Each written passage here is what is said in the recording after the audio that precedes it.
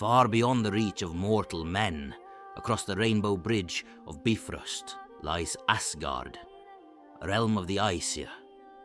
Here, where the sky burns with eternal auroras and rivers sing in languages lost to time, there exists a sacred grove no outsider has ever seen. It is the golden orchard of Idun. Nestled behind veils of enchantment and guarded by runes older than the world itself, the orchard is small, no more than a few dozen trees. But each one is a miracle. Their bark is silver-veined, their roots drink from hidden streams of time, and their fruit shines like stars caught in daylight. These are the apples of immortality, and their guardian is Idun. The golden halls of Asgard are alive tonight. Valeskjalf, Odin's celestial throne room, gleams under starlight reflected from golden arches. Banners wave like fire. Laughter rises like thunder.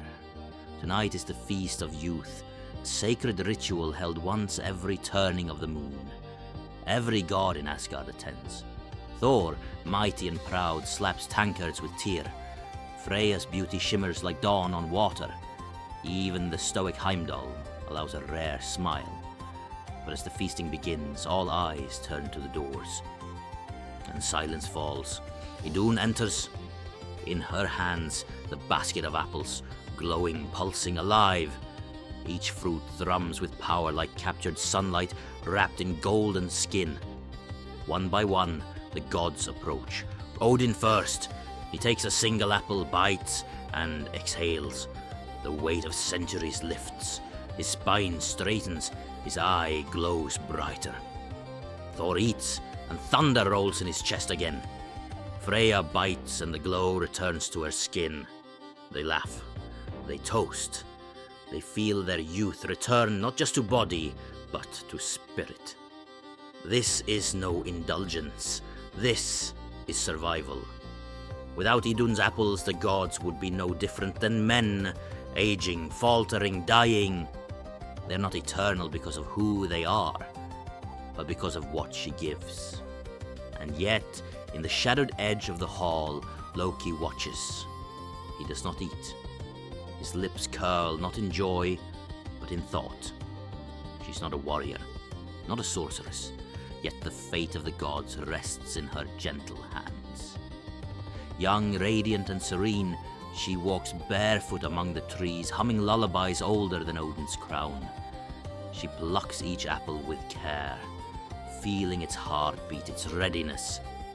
No apple ripens without her blessing. Without these apples, the gods age. They weaken. They fall. They owe their eternity to her, not to battle, not to runes, not to divine right, but to a quiet goddess in a hidden grove whose love for life is stronger than any blade. In this moment, all is calm. The trees sway in divine rhythm, the apples glow like embers, and Idun smiles, unaware that the peace she knows is about to shatter. Not all chaos begins with battle. Sometimes it begins with a whisper.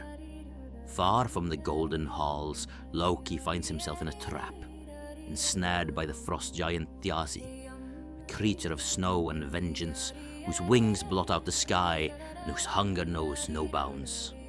To escape, Loki offers something the giant could never obtain: Idun and her apples.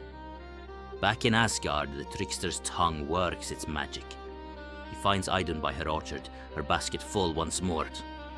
"Come," he says, with that sly, disarming smile. "I've seen apples in the forest, brighter than yours, perhaps stolen from another world." Idun hesitates. She has never left the grove, but Loki is charming, and curious herself, she follows him beyond the protective runes of Asgard. The trees change, the sky darkens, the air thickens with something wrong, and then wings. Thjazi descends from the clouds like a falling mountain, his talons curved like blades. Idun screams, her apples scatter. Before she can run, he snatches her, his enormous wings beating storm into the sky. In moments, they are gone. The grove is silent, the basket lies overturned, golden apples rot in the dirt. And the gods do not yet know that their time is running out.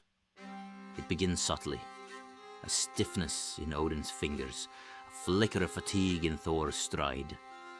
Freya's mirror shows a line that wasn't there before. They gather once more in Valaskjalf. There is no feast tonight, no laughter. Instead, there is fear. Where is Idun? The days pass, wrinkles deepen, backs ache. Even Loki grows pale. Without the apples, the gods are becoming mortal. Odin summons the council. The mood is grim. Time, their greatest enemy, has returned. When Loki finally confesses, a silence thicker than stone fills the hall. His voice, usually full of mischief, is quiet. "I gave her to Thjazi," he says, "but I can bring her back." Odin, eyes burning with fury and desperation, gives a single command. "Then fly, trickster. Fly faster than death, or you will face it." For even gods who wield lightning and bind fate are not above fear. Not when eternity begins to slip through their fingers. With a breath of ancient magic, Loki becomes a falcon. His wings slice through the skies, racing across the realms, hunting for the giant's fortress, hidden in the icy bones of Jotunheim. He finds her in a cage of ice, pale, quiet, but alive. With haste he casts a spell, transforming her into a nut, cradling her small form in his talons. But Thjazi hears the wind shift. The eagle giant launches from his tower like a storm unleashed. The chase begins, sky against sky, fire against ice. Loki darts through clouds. Thjazi shrieks behind him, talons outstretched. Asgard's gates appear on the horizon, and with them, the gods waiting with firewood stacked high. Odin raises his spear. Thor summons the flame. Loki dives through the wall of fire. Thjazi, too fast to stop, follows. The flames roar. Wings catch fire. The eagle screams. That falls. Ash rains upon the rainbow bridge. Loki lands, scorched but victorious. Idun returns to her true form, blinking under Asgard's light. The apples are restored. One by one, the gods eat. Their skin tightens, eyes shine, laughter returns. Immortality is reborn, not through conquest, but through rescue. And from that day on, no god ever questioned Idun's place again. For in her apples lies not just youth, but the soul of the divine. And so, through fire, flight, and a golden bite of eternity, the gods were made whole once more, their youth restored, their fate reclaimed, and Asgard saved. But let their tale be more than myth. Let it remind us that even the mighty fall without what sustains them.